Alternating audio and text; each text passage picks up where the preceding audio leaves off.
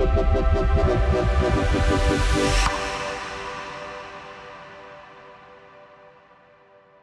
this is Mike Proctor here on Real Wealth Podcast, and I have the pleasure of having Mr. Pete Ochs on with us today. He owns a capital company.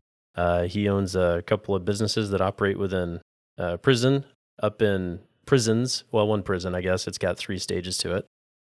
Wire harness manufacturing, you got a seat manufacturing company, and then you also deal down in Honduras with a hydroelectric power plant in Rivers, right? You got it. Awesome. He's been a business owner for 40 years. I've experienced him pouring into the lives of men in this community who are influential, and he started off writing a book, actually as more of a notes to your son. Yeah, well, actually a letter to my grandkids. Letter to your grandkids. I wanted to write a letter to my grandkids to tell them how to live life. Absolutely, yeah, High Impact Life, and you can get it on Amazon. That's where this one came from, and he was gracious enough to bring a whole box of his kit, and that's geared towards what, business owners or not just becoming more of who God made you to be, I would imagine. Yes, actually, what I gave you there, Mike, was we've now turned the book into a small group study. Okay. So people can if they go to highimpactlife.com, they can jump on there and start their own little High Impact Life study group. Takes you 9 weeks, and the bottom line of all that, you'll wind up with your own personal plan, which was a very impactful thing for me to do at the age of 25. Well, that's perfect, because we're reading through Atomic Habits right now as a team, and that'll dovetail right in. We're going to do that. Yeah, well, it might be the best sleeping pill you've ever purchased, and what's really neat is it works multiple times, so, give it a try. Absolutely. Yeah. I can't wait. I was doing a little more research on you, because I'd heard about you before. Last year, you were the main stage speaker at the Wichita Prayer Breakfast, and I had the enjoyment of hearing some of your story, and today we'll get to share more of that with more people.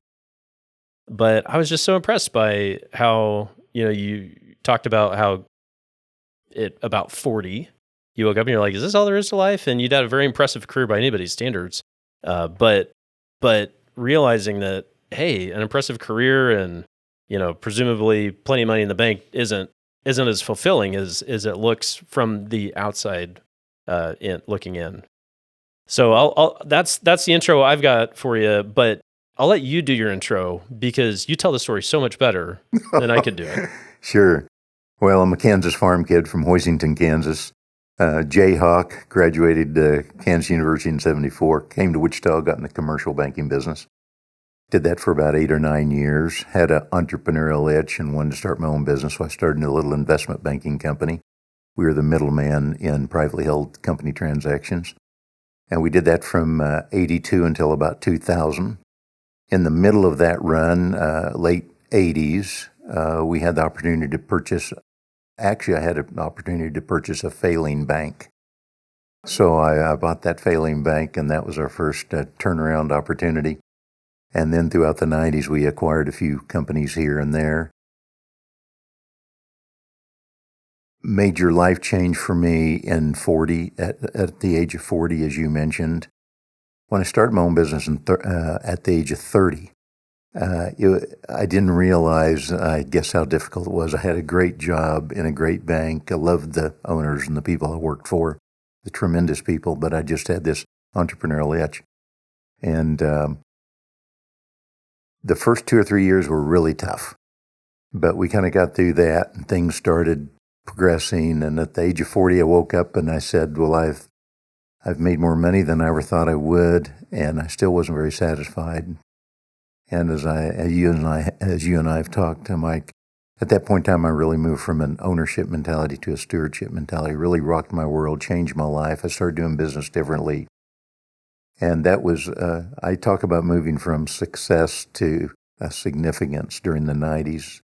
And then in 2001, when 9/11 hit, things got really difficult for us again. And I said, God, don't you understand what I've done for you and all this good stuff? And you're pulling me through 9/11, and we about lost some of our businesses at that point in time. And within a few weeks, he really told me that, Pete, it's not about significance, it's about surrender. It's a word I don't like. And I don't spend much time being successful, but I do spend too much time trying to be significant. And the few times in my life that I've been surrendered, it's been powerful. So, yeah. And then from there, we in 2006, we had the opportunity to get and move one of our businesses inside a maximum security prison. Changed my life, I think, more than it changed the inmates' lives, but we've had great impact on them. So today we've got Electrics, a manufacturing company in Hutchinson, Seat King, another manufacturing company in Hutchinson. We employ about 220 inmates on any given day. We have about 800 folks in Mexico, and we employ about 50 folks in a hydroelectric company in Honduras. Wow. Fun. Yeah, it's there's never a dull day in our life.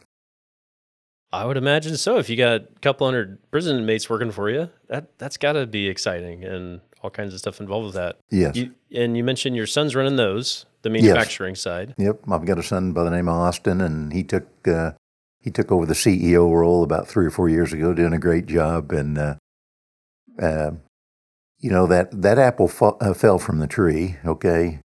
It didn't fall far from the tree, but it did fall from the tree. And he's more of an analyst than I am. I'm a pretty hardcore entrepreneur, and our business has grown to the point where we probably needed a more analytical, steady hand, and he does a great job of that.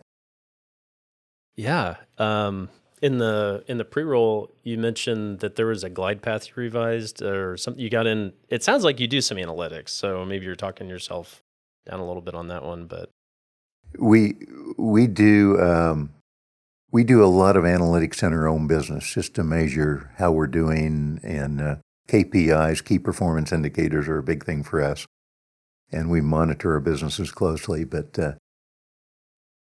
that's the head part, but it also takes a lot of the heart to make it work. Yeah, and going back to you're sharing with me the some of the formula that you came up with, because I was reading through your website. And I think maybe I lost the page here, but yeah, the economic, social, and spiritual capital is what you really focus on building in a business, and you put God at the center, and you focus on who you're serving, how you're stewarding things, and pursuing excellence. I mean, those are all fantastic business principles, but I have to say I haven't come across such a concise formula that merges faith and business. Yes. Well, that's, I'm a big believer in asking questions. I read a book 30, 40 years ago, said if you want to be successful in life, learn to ask great questions. And I think the 4 key questions in life are why, who, how, and what. And so if we ask those questions in business, why am I in business? I believe it's to honor God, okay?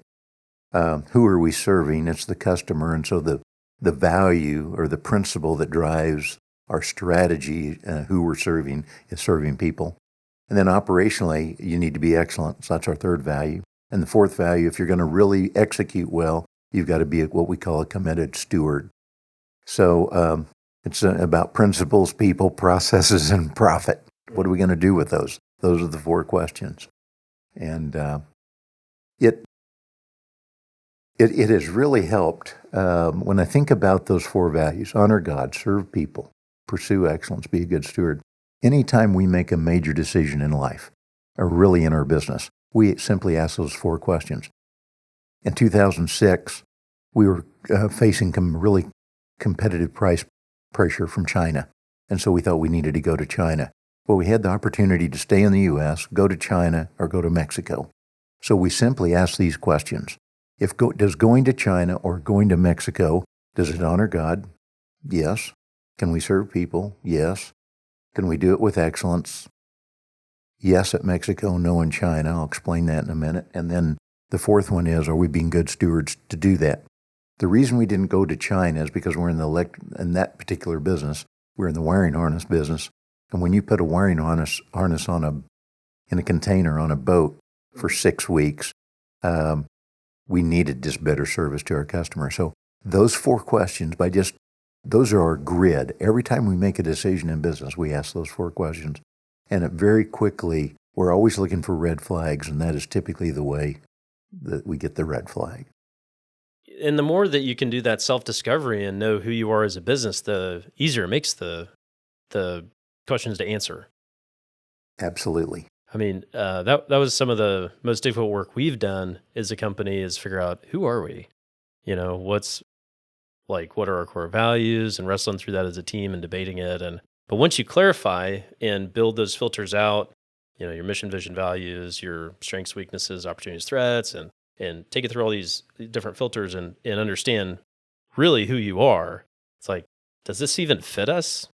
Yes or no? Absolutely. You know, and you can make what would have been a really hard decision before gets really clear really fast. Yes. Yeah, it's a process. It is. Yeah, and if you don't do the work, it does make it a hard go. Yeah.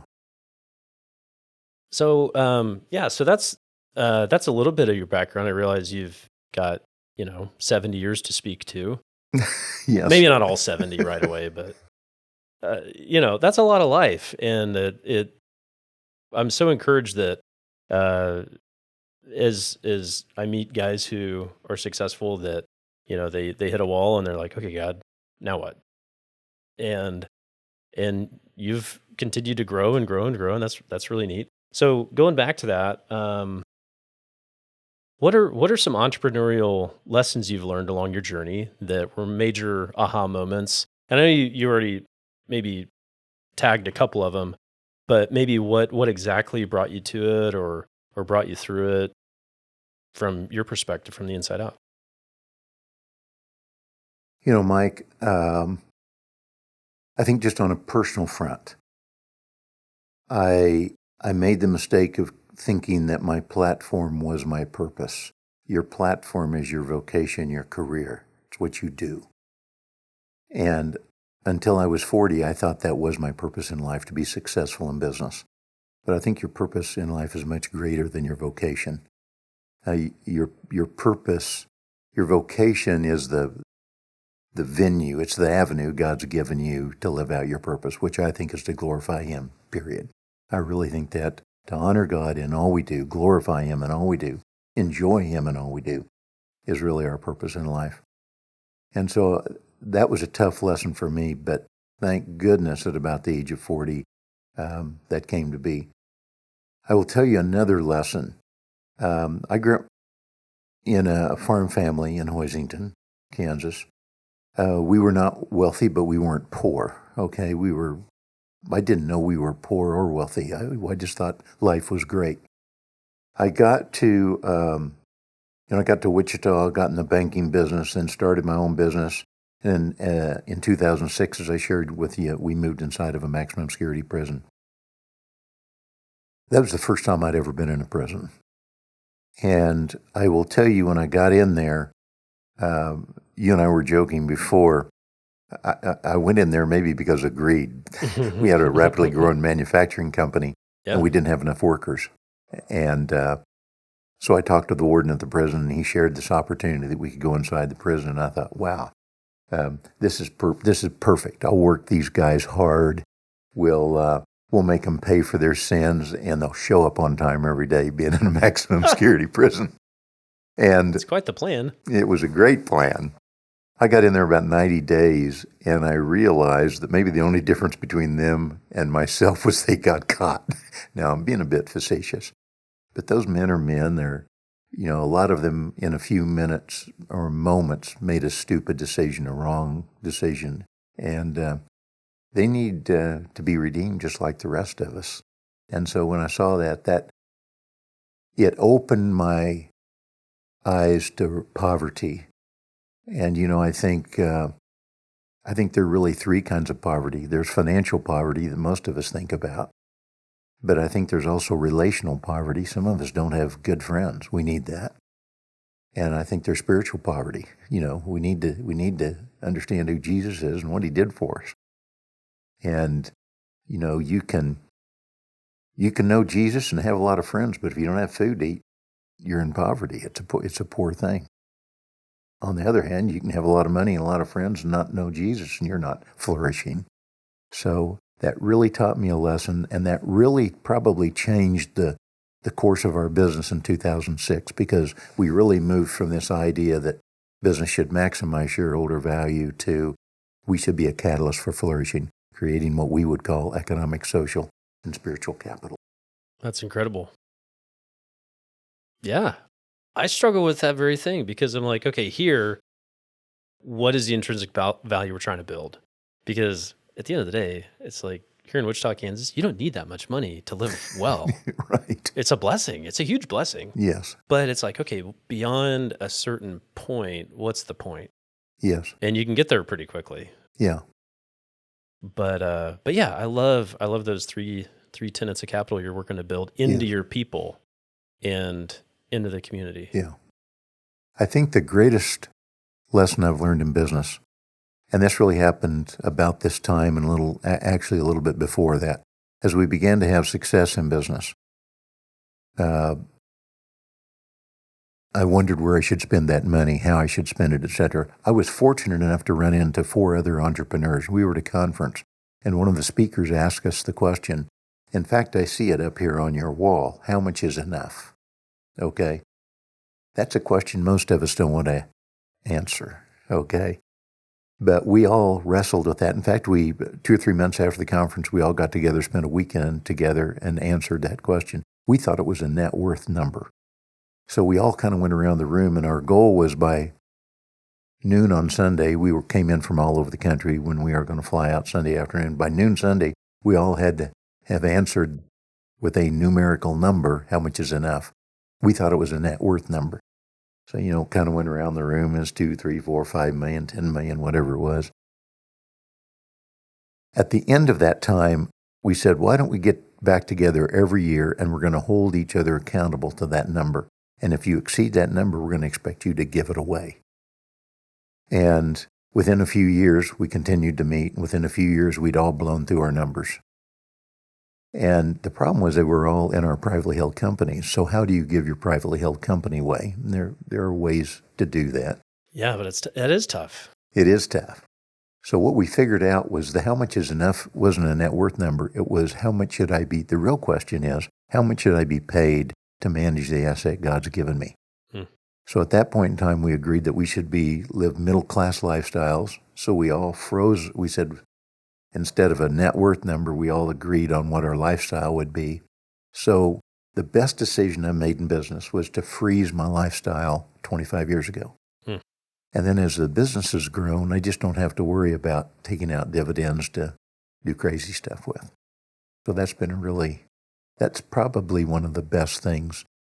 Finding some like-minded friends who will hold you accountable is a powerful thing.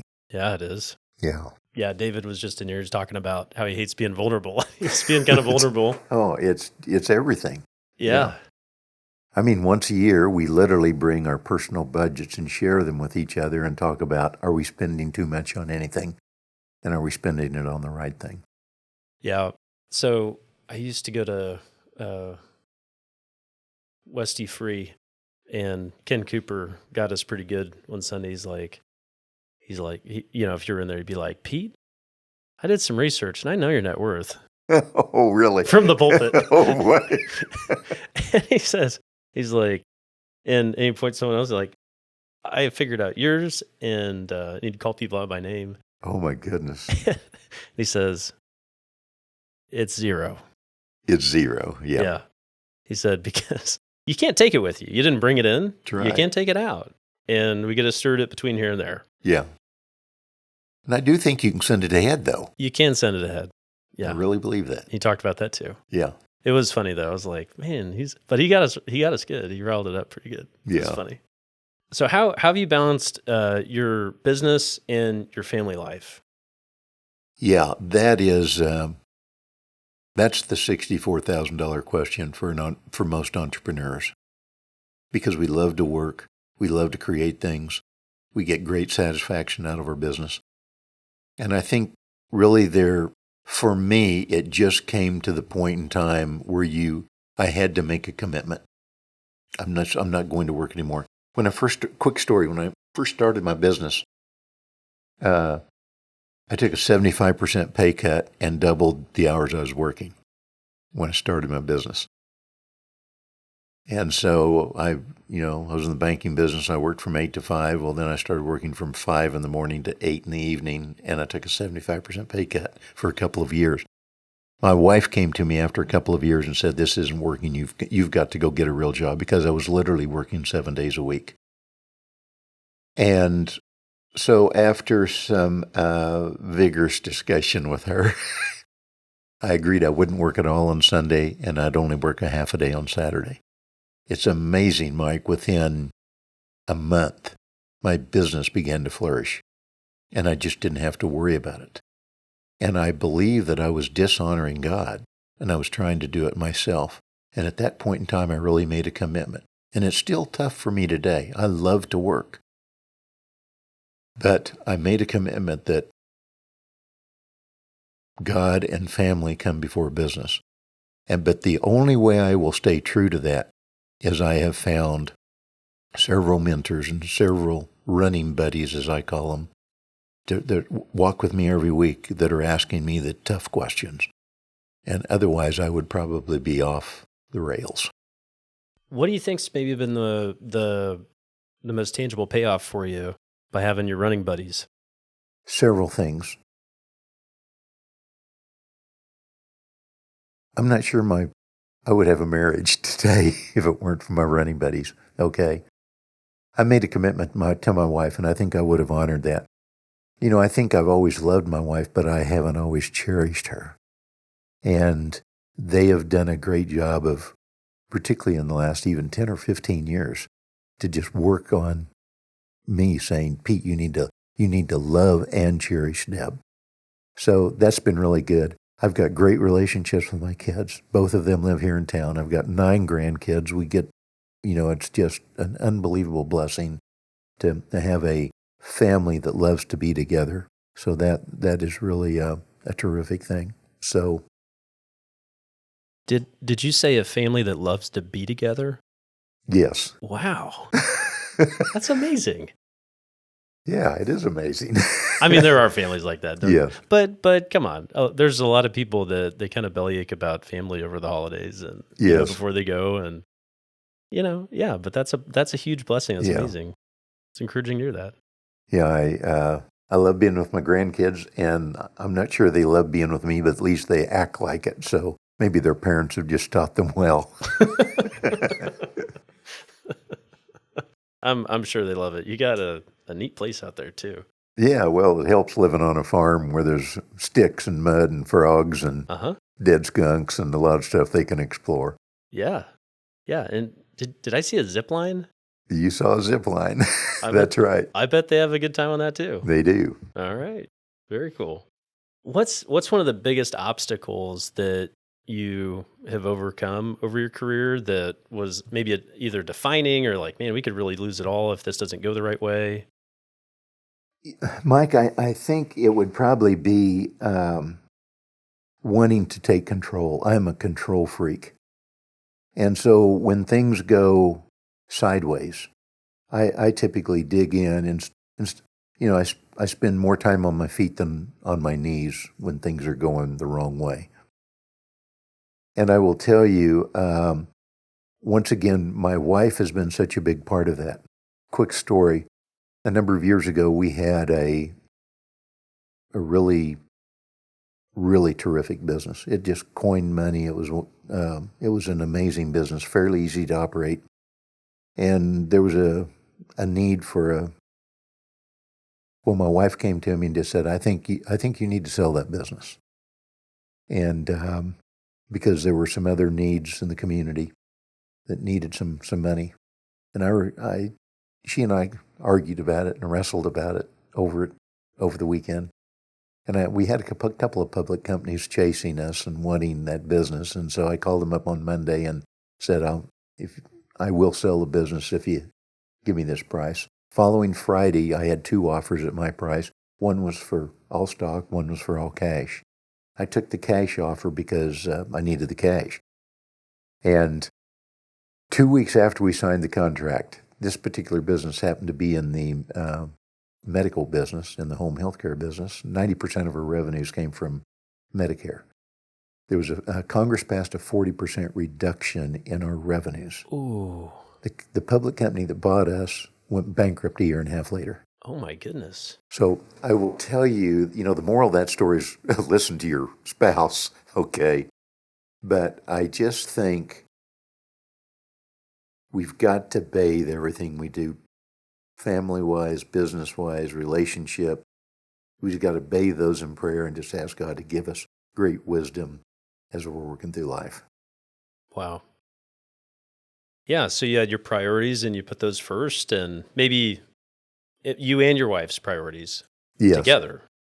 I will tell you, I didn't want to sell that business, but my wife was very adamant about it, and she didn't know that much about the business. She's involved with me. I don't pull her that close into the businesses because I just think it's probably healthier, and she has a better perspective to be a bit arm's length. But she has a very great perspective on that, and that was very valuable. And her perspective didn't have anything to do with, hey, I have this, feeling that Congress is going to upend your business in 2 weeks. She had no idea. That's amazing. Yeah, no idea. Wow. Yeah. What a blessing to have a wife that, can have, just follow the leading, I guess. It's amazing. It's great to have a godly wife. Absolutely. Yeah, the control thing, it's like, yeah, when things aren't going well, it's our natural inclination is just like, do harder, go harder, press harder, react. That's right. But how fast does that just get us deeper in the mud? It's crazy. What's a lesson that you feel like today that you really wish you would have learned when you were 30 or earlier? I alluded to it earlier. I think the lesson is this: don't think your platform is your purpose. If you're living for yourself, if you're living for your platform, if you're living for your own career, things just get out of whack. You will never be satisfied. I've done that more than once. So if you can really understand that your purpose is to honor God in all you do, and Joe White down there at Kanakuk Camp says this saying, God first, others second, I am third. I love that concept of trying to live a third-tier life, as it were. And I was a Christian. I became a Christian at an early age, and I was a Christian throughout up until I was 40. And I understood that, but I still lived this bifurcated life. I kind of had my Christian life, and I kind of had my business life. I didn't think they should come together.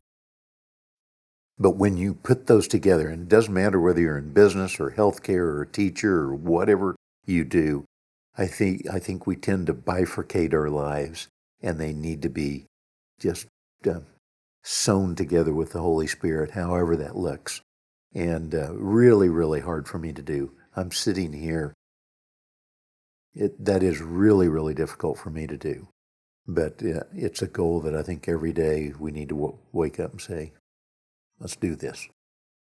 Yeah, well, if we get to keep them separate, the accountability's lower, we don't have to answer the hard questions. And That's right. If we can make all the decisions with a formula and a matrix and, strategy, then that's great. That's easy. That right. is easier. Yeah. But when you have to account for, your wife says sell the business because the community needs some money in some certain areas.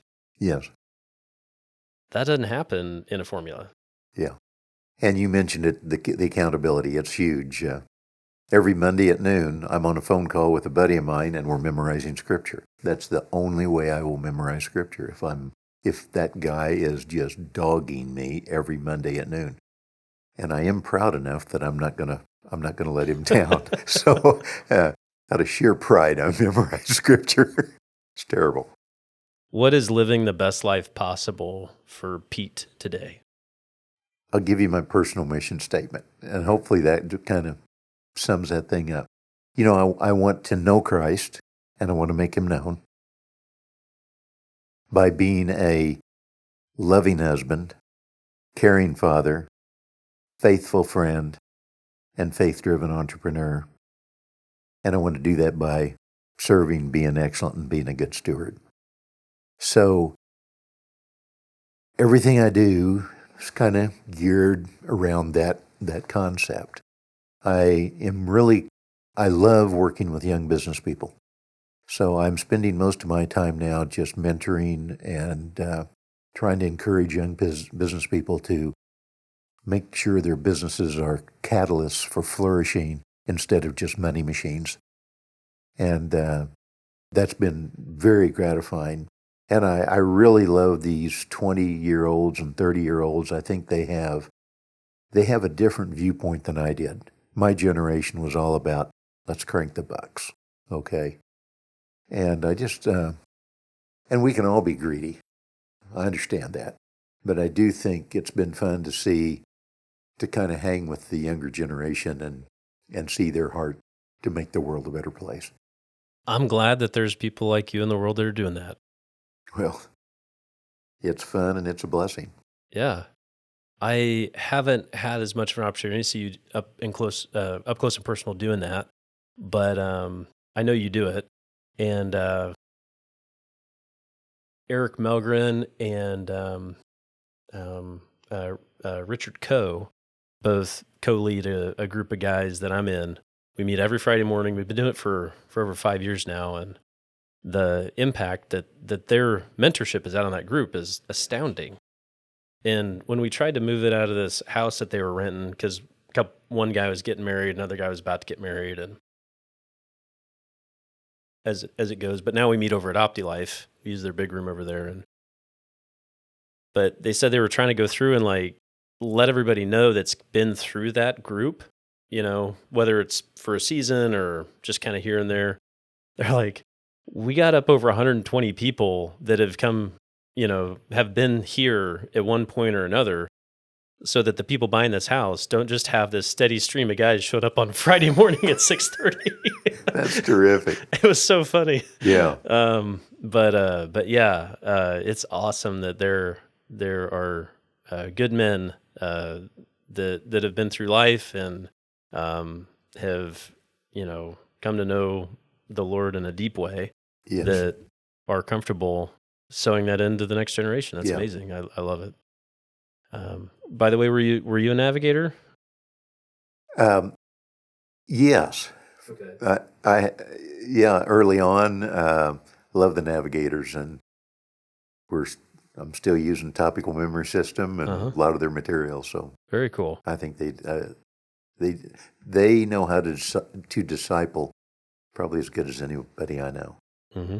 Yeah, they got some great systems. The first few words there you used on your mission statement, I was like, well, that sounds like a navigator to me. But I'm jealous of your mission statement. That I might have to borrow it. You can have it. That's pretty good. Yeah. All right. What would be maybe some advice you'd give someone like myself, like an entrepreneur or a young professional? It doesn't matter if they, but they're really working on growing in what they do, growing excellence, growing up as a person, hopefully their whole life. But what advice would you give someone like myself? I think everything starts with the truth.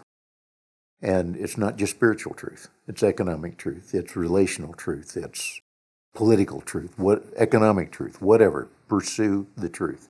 Once you understand the truth, and of course spiritual truth is a big part of that, start to believe it and start to take action. And I think at that point in time, God will oftentimes then give you a vision as to what you should be doing. And hopefully he'll give you a good dose of humility along the way to do that.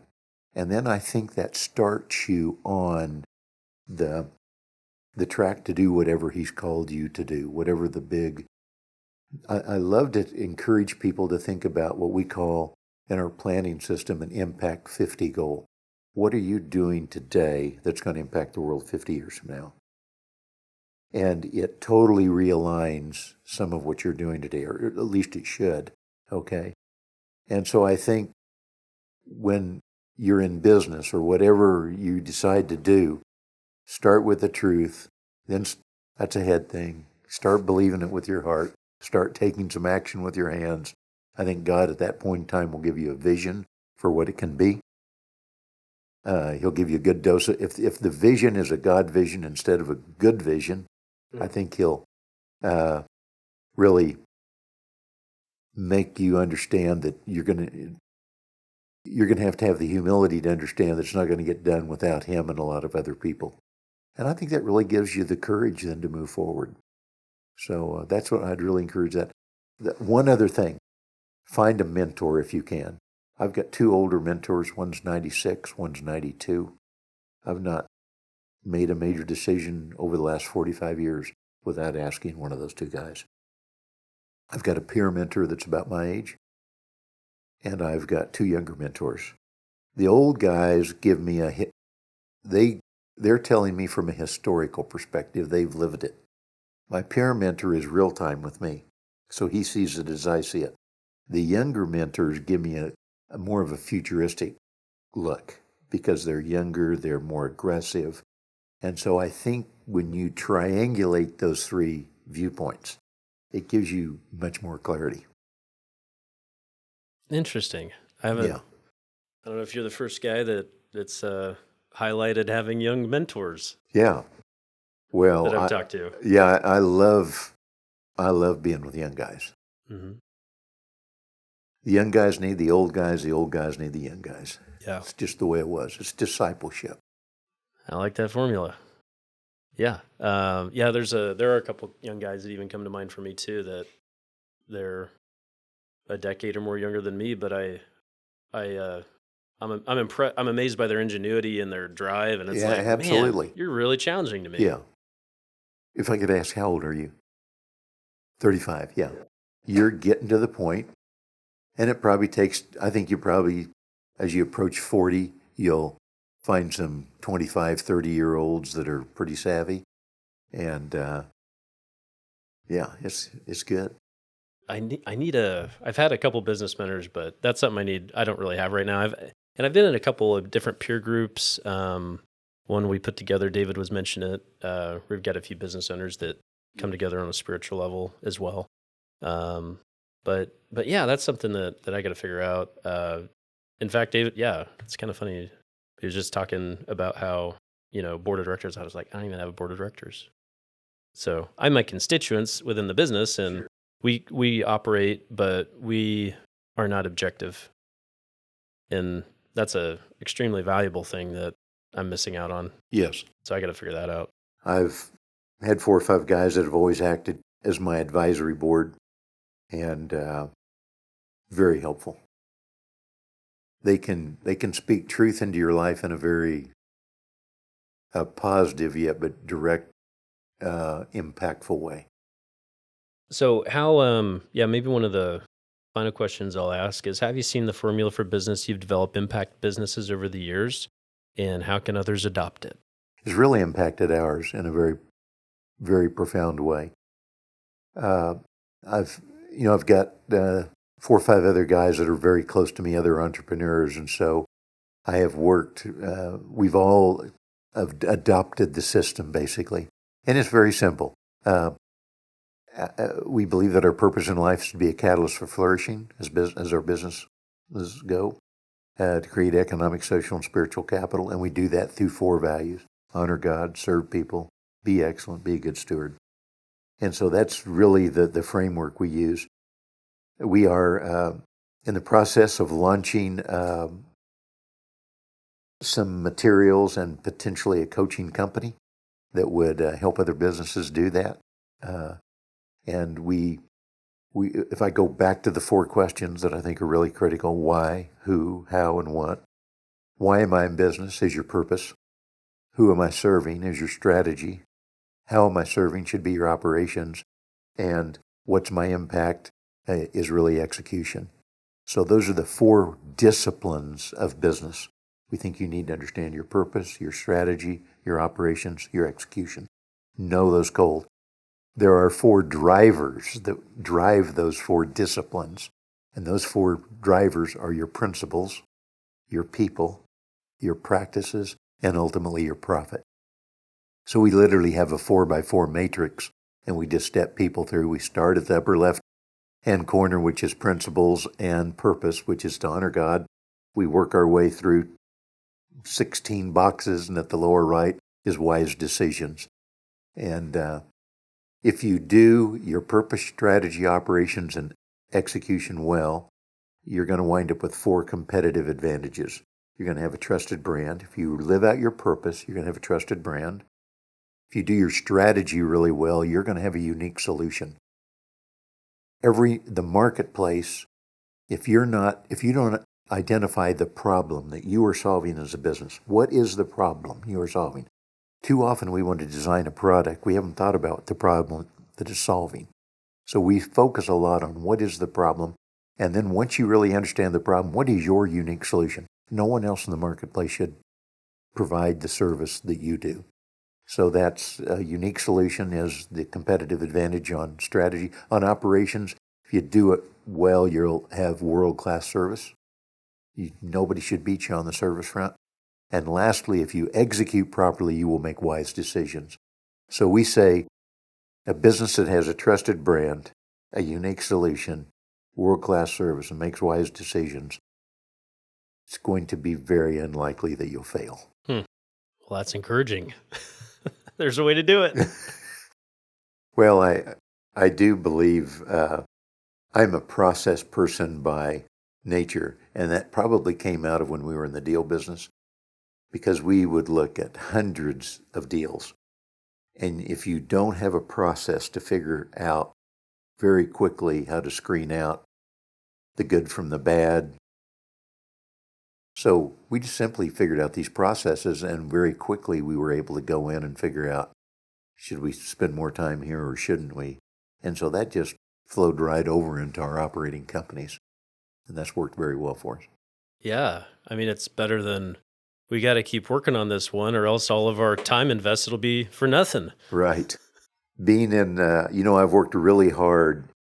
We've owned a number of companies in our life. And I've worked really hard on some that we could just never make them work. And others I didn't work very hard on, and they flourished. And picking the right horse to ride is really an important thing. A rising tide raises all boats, and you want to make sure that you're in the market where the tide is rising. Mr. Ochs, that's a lot of sage advice in 45 minutes. Well, it's been great to be here with you. I appreciate it. I am so flattered that you took me up on coming on and sharing, and we'll be able to share the advice around, spread the wealth, and hopefully encourage others towards growth and integrating their professional and spiritual life. Great. Thanks for having me on. Absolutely. All right. Until next time.